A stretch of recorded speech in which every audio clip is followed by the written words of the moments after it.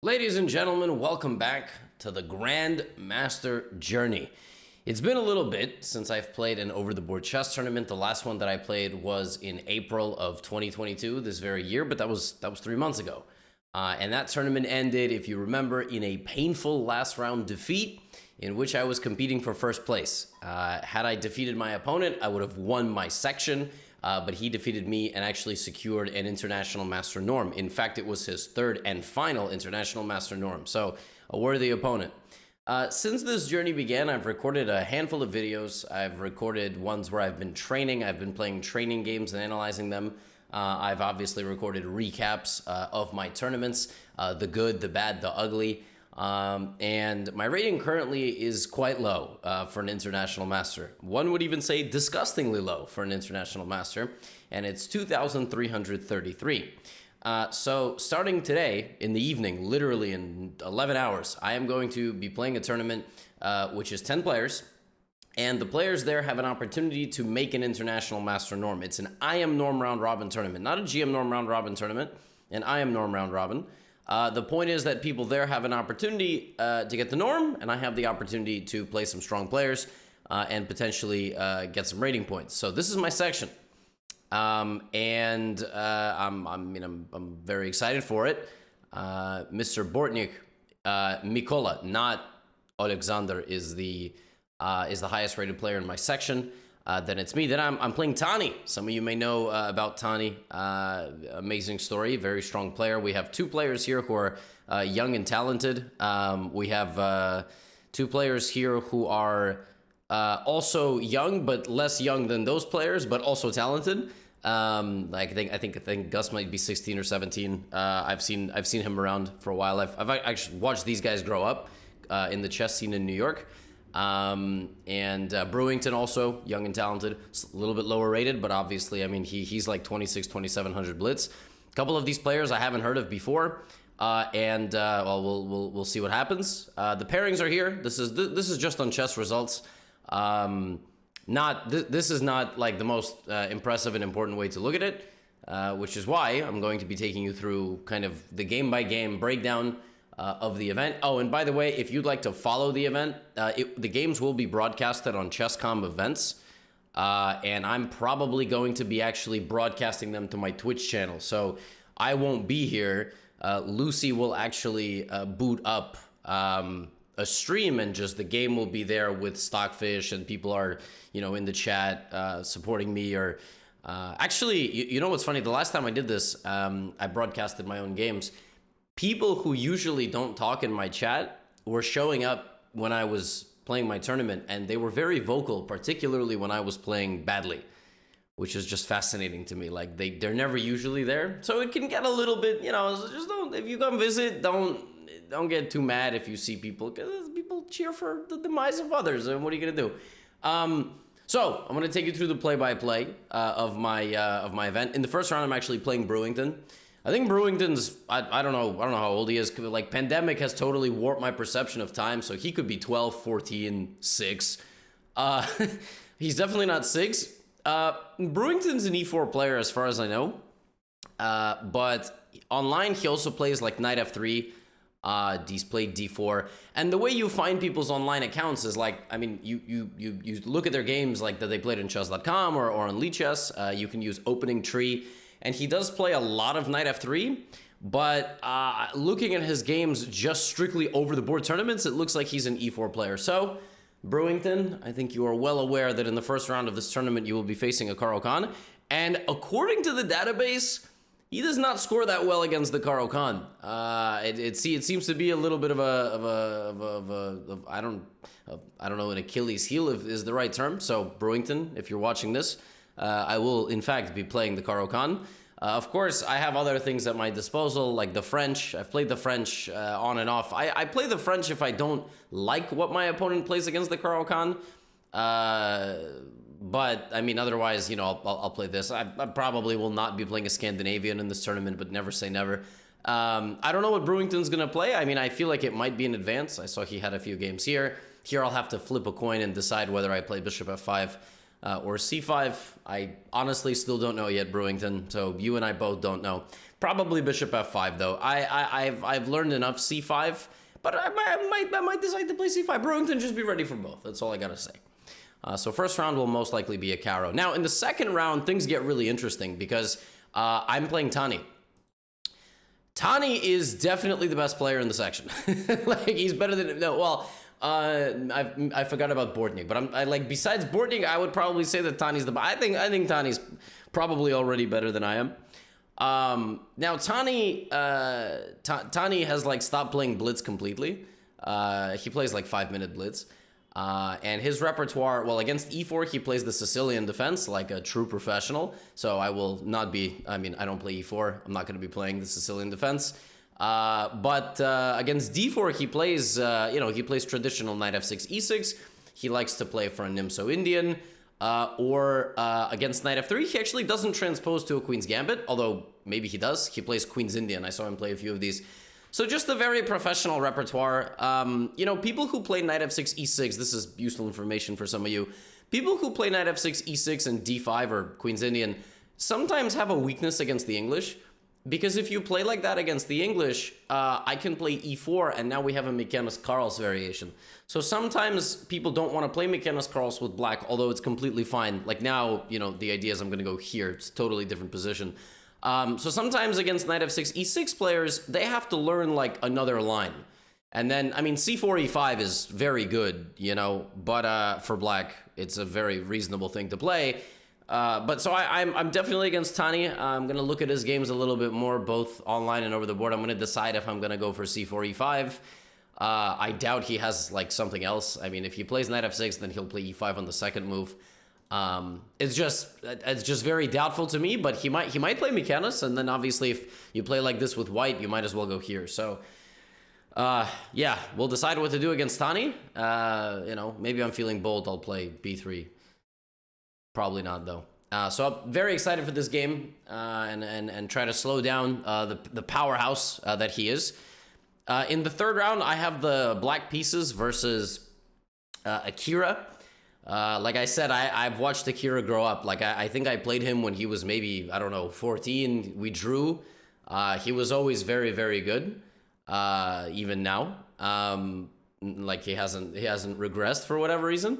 I think he has one I am norm, but I might be giving him more credit than necessary. He might have 0. He also might have 2. I think he has 1 though. Aki plays c4, so like he plays this all the time. I'm really not looking forward to this game. I'm also very good friends with Aki's coach. I would like to think that Aki and I are maybe not on great friend terms, but we're on like decent friendly terms. So this is just a really annoying matchup because I know the guy, I know his games, I know his coach, I know a lot about him. He knows a lot about me, and he also plays the English. And yeah, this just kind of sucks. I don't know. I've been playing c4, g6 recently. c4, e5, like I just said, is obviously not bad. If I'm really feeling feisty, I might play this. I really don't know. I'm not looking forward to this game. Like, I really got to tell you. This is the game that I'm looking forward to the least. Against Gabor Nagy in the two tournaments ago, I played e6 and then played like this, and we just got a Queen's Gambit decline. So yeah, I don't know. If I'm feeling feisty, maybe I'll play e6. I don't know.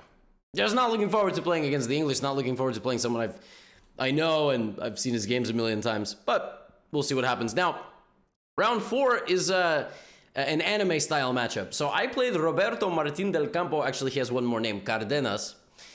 He's not coming from Mexico. I think he lives in the US, but maybe he is coming from Mexico. He plays a lot in Charlotte, Roberto, and I played him like 10 years ago. He beat me 10 years ago in Washington International in Maryland. I played the C3 Sicilian. One of the only times in my life I played C3 Sicilian. I was like, 15 years old or something. I prepared C3 Sicilian for this tournament, and I played it against him. He played here, and he beat me in like 20 moves. He just murdered me. It was not a close game at all, so I have to get revenge. Oh. I just realized I've been recording this entire video with checkmate in 11 combination still on the screen. Wow, that's really funny. Well, Yeah, that's from the last video. No, this is definitely not checkmate. And yeah, there you go. You know, let's check how much coffee I've drank. Yeah, about 50%. Yeah, okay, well, so 40%, and not good. Yeah, there you go. So anyway, if you did not click off the video, that's funny. You see me live edit it. Yeah, so I'm not gonna play e4. I'm probably gonna play d4, c4. He likes different kings, Indians, d6. But I like Roberto's playing style. He's looking for a fun game. He's looking for a fun game. I'm looking for a fun game. I think it'll be an exciting game. And I gotta get revenge for the time he beat me 10 years ago. You know, this is an interesting game. Round 5, I am playing against, God, I mean, listen, Chawit, if I mispronounce your name, I'm sorry. I deal with it all the time. Chawit, Asavasaetakul? I don't know if I'm supposed to say that a little bit faster. He's from Thailand. I don't think he came here from Thailand. Like, I think he's in the US now, but just happens to be originally from Thailand. Might be a college student. Might not. I think, like, he was, like, 18 or 19 or 20 years old. So yeah, for this game, I don't know what to expect. I looked at his database, and like recently he's played d4 and e4, and they are totally different things. So, I mean, against e4, you know, we have to go to the ye old trusty, unless maybe in this game I play Scandinavian defense. Chawit, I hope you're not watching.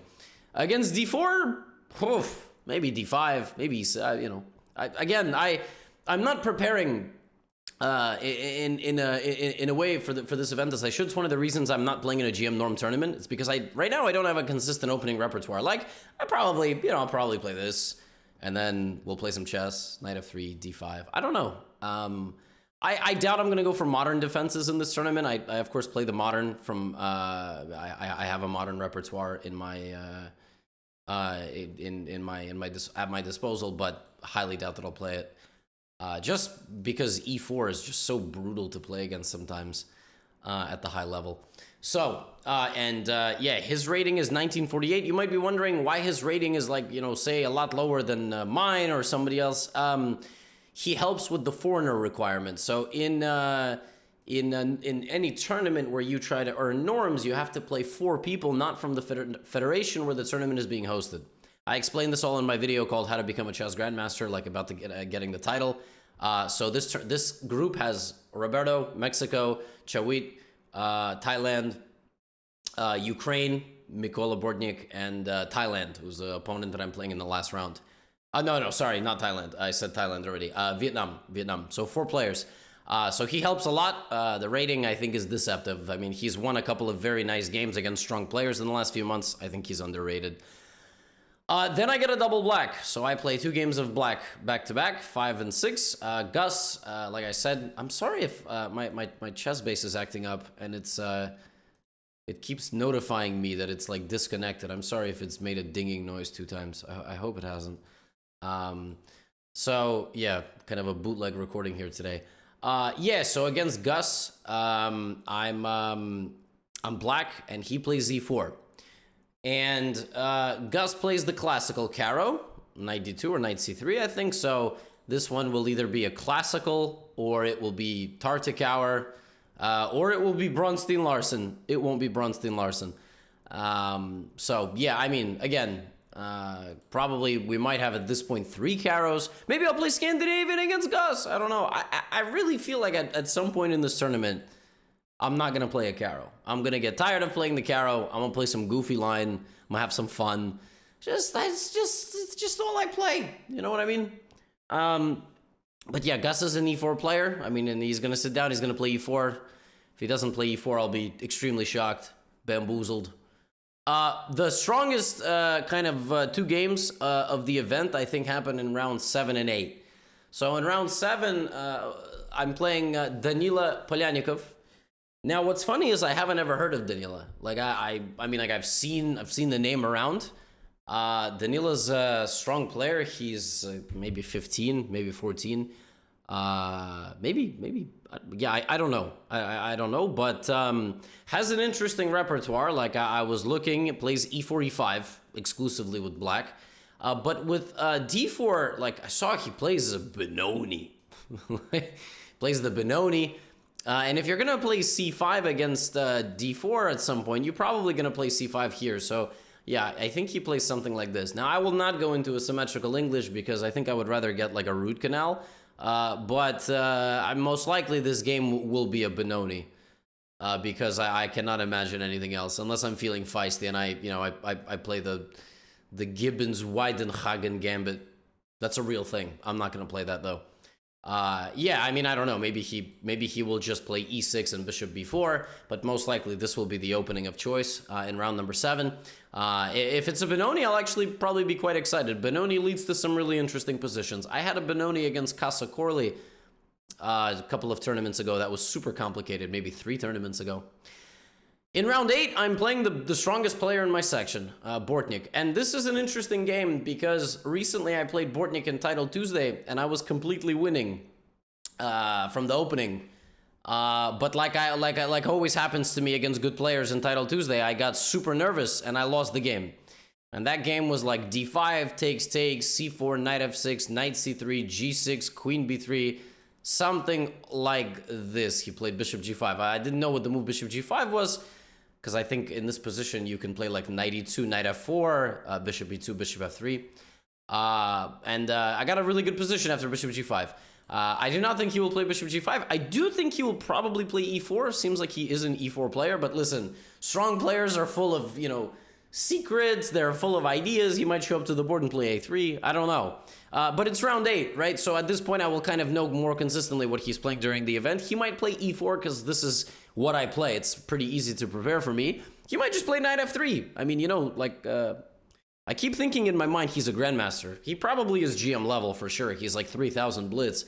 Yeah, I mean, I'm excited for this game. Hopefully, the last morning of the tournament isn't spoiled by a garbage game by Mr. GothamChess. But this is my opponent in round number 8. Gonna be a tough one. Toughest game, I think, in the event. In the last round, I am playing, I guess I would say this as Le Nguyen Khoi Nguyen. There's 2 Nguyen's in there. That's how I think I'm supposed to say it. Again, apologies.